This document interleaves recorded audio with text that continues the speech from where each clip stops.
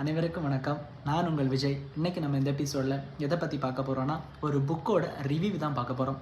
அந்த புக்கோடைய பேர் என்னென்னா அன் அமெரிக்கன் மேரேஜ். அந்த புக்கை எழுதின ஆசிரியரோட பேர் தயாரி ஜோன்ஸ். இந்த புக்கு நம்மளுடைய முன்னாள் அமெரிக்க அதிபர் பராக் ஒபாமா அவங்களுக்கு ரொம்ப ரொம்ப பிடிச்ச ஒரு புக்கு. அந்த புக்கு இதுதாங்க. இந்த புக்கு சமீபத்தில் தான் நான் படித்தேன். ரொம்ப ரொம்ப எமோஷ்னல் கண்டென்ட்டான ஒரு புக்கு, லவ் ஸ்டோரி கூட. இந்த புக்கு மொத்தமே 3 மெயின் கேரக்டர்ஸை பேஸ் பண்ணி எழுதப்பட்ட ஒரு ஃபிக்ஷன் ஸ்டோரி. சரியா?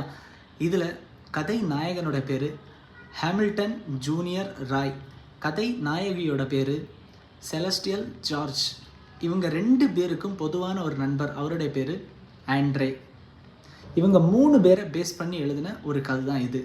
இதில் இந்த செலஸ்டியல் ஜார்ஜ் அவங்களும் இந்த ஹாமில்டன் ஜூனியர் ராய் அவங்களும் லவ் பண்ணி காலேஜ் படிக்கும்போதே லவ் பண்ணி கல்யாணம் பண்ணுறாங்க. 2 பேரும் நல்ல ஒரு வேலையில் இருக்காங்க.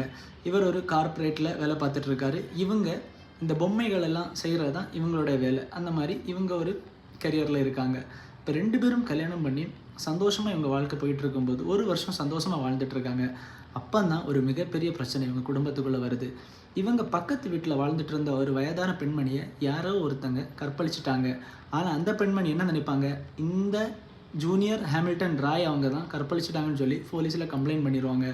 அப்புறம் இவங்க கருப்பின மக்கள் ஆனால அங்கே இவருக்கு எதிராக தீர்ப்பு கொடுக்கப்படுது. இவர் செய்யாத ஒரு தப்புக்காக சிறை தண்டனை அனுபவிக்கிறார் பல வருடங்கள். இதனால் இவங்களுடைய லாங் டிஸ்டன்ஸ் ரிலேஷன்ஷிப் என்னென்ன ஆச்சு, இவங்க குடும்பத்தில் என்னென்ன பிரச்சனைகள் வந்து இவங்க 2 பேரும் அதுக்கப்புறம் சேர்ந்தாங்களா இல்லையா அப்படிங்கிறத பற்றின தான் இது ஒரு கதை. ரொம்ப ரொம்ப டீப்பான எமோஷ்னலான ஒரு கண்டென்ட். யாருக்கெல்லாம் எமோஷ்னல் கண்டென்ட் ரொம்ப ரொம்ப பிடிக்குமோ அவங்களுக்கெல்லாம் இந்த புக்கு ரொம்ப சூட்டபிள் ஆகும். இந்த மாதிரி நல்ல தகவல்கள் தெரிஞ்சிருக்குன்னா என்னுடைய சேனலை சப்ஸ்கிரைப் பண்ணுங்கள். நன்றி, வணக்கம்.